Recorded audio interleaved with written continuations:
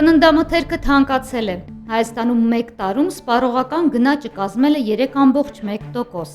Սա Հայաստանի վիճակագրական կոմիտեի տվյալներն են, որն անզեն աչքով կարելի է նկատել անցնելով վաճառքի սրահներով։